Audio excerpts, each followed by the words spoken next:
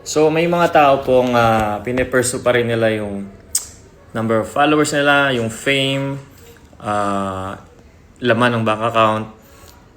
They think na doon nila makikita yung true joy or satisfaction sa buhay. But let's hear it from someone na I can say na-achieve niya na lahat. Yung fame, yung peak, yung pera. Pero si Kuya Joros, tanong ko lang sa'yo, Kuya Joros. Ako ba? Ako ba yun? Oo, kasi dalawa lang tayo dito. Dalawa lang. Alam ko si Kats. Si Ate Kats.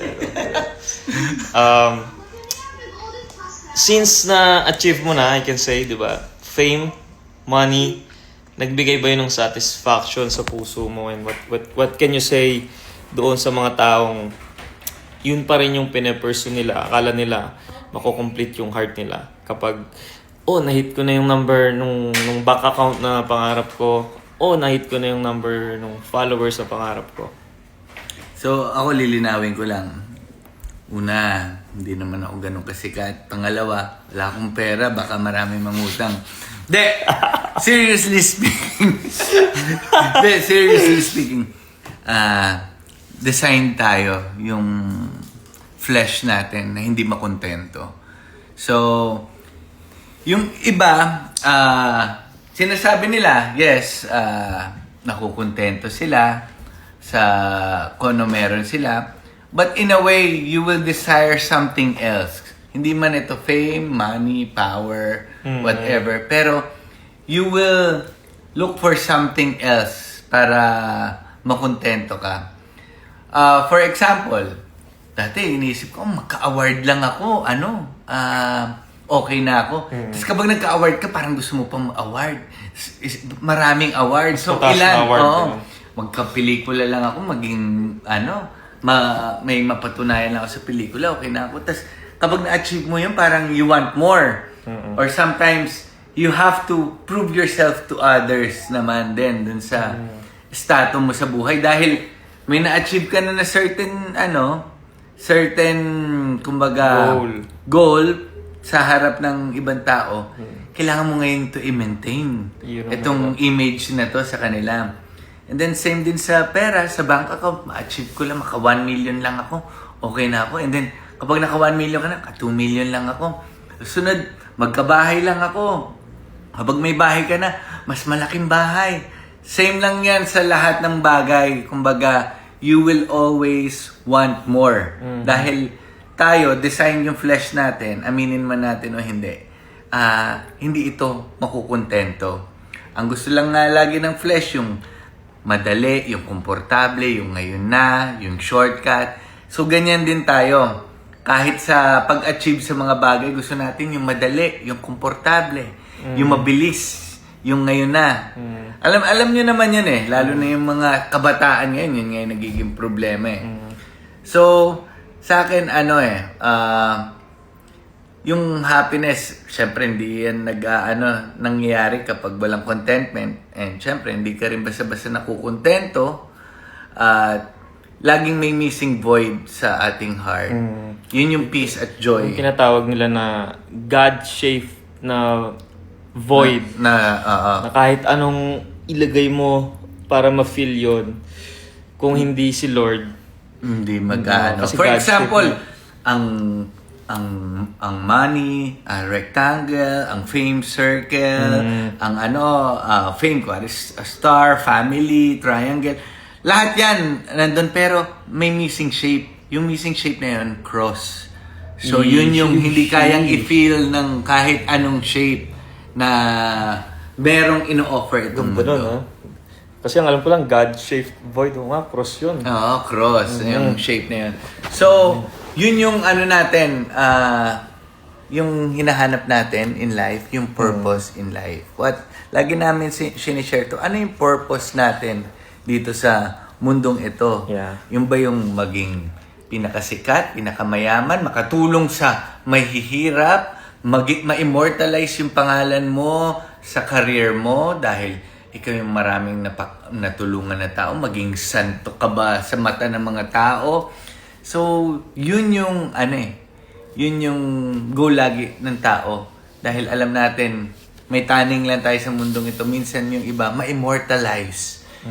Kahit yung pangalan man lang natin, ma-immortalize. Through our family man, or through our businesses, or through our works. Example nga, di ba si Achilles sa Troy, gusto niya ma-immortalize yung pangalan niya through war. So, yung mga ganun bagay. Yeah.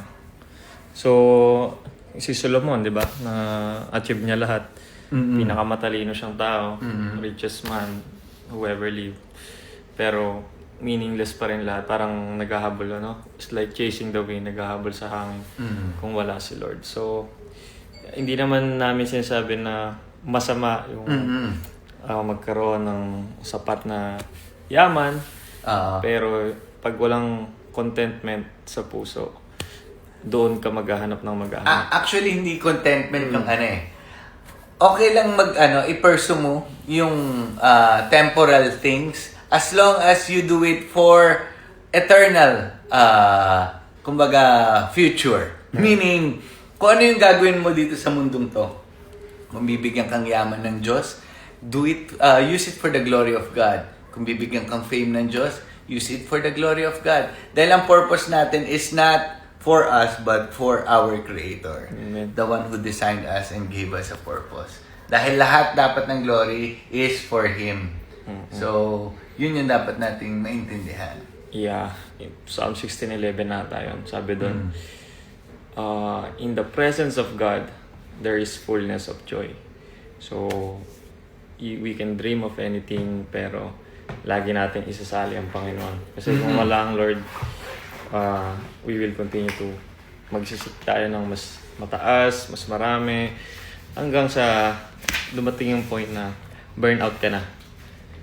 Dami mong gustong abutin. Pero yung contentment kasi kay Lord lang mahanap yun. Godliness with contentment is a great gain, sabi sa Bible. Ayan Ito nga, gusto ko lang i-share. Ito nga yun, doon sa librong binigay sa akin ni Pastor Kerux. Ano yung number one question niya? Oo, yung number one question dito, sakto kasi sa topic natin. Baliktad What is the purpose of life? Medyo baliktad lang. Pero syempre kapag binasa ninyo yung John 17 verse 3, Yun, sige. and this is eternal life, that they know you, the only true God, and Jesus Christ whom you have sent. So ang pinaka-purpose natin dito sa sa mundong ito is to know our Creator, to have a relationship with Him. Through faith, of course. Believing in His finished work and in Him alone. So, kapag yun, ayan. Hindi rin yung sagot din yun. Ano yung sagot ko yan? Our purpose in life is to know God and to glorify Him through our Lord Jesus Christ. Amen. To glorify Him through our Lord Jesus Christ. Meaning, we have to abide in Christ in everything that we do. Because without Faith. faith, without Christ in our lives, we can do nothing. Yeah. So we have to abide in Him with the power of the Holy Spirit leading us through our works and the works of God and the will of God, of course. Philippians 2:13 yan. For ano ba yung Philippians 2:13? Kasi Philippians 2:12 is work out your salvation with fear and trembling, because it is God who is 13 in us. to 13, Yeah, okay. who works in us and for His will also. What He started, He will finish. Ang tama ba yung verse na yung without faith, it is impossible to please God? Yes. Tama na. So, ayan. Sabog yung puko. 30 seconds na lang. 30 seconds. Ito, linawin ko lang. Okay. Philippians 2:13. For it is God who works in you to will and to act in order to fulfill His good purpose. Ayan. So, siya yung nagsimula, siya rin yung magsusustain, siya rin yung tatapos. Yes. Siya ang author and finisher ng ating buhay. He's the Alpha and the Omega. Hindi tayo, para lahat ng glory, every bit of the glory belongs to Him. All glory to God. Amen. So whatever you do, whether you eat, drink, watch this video, And share whatever, do it all for the glory of God. Sakto, amen.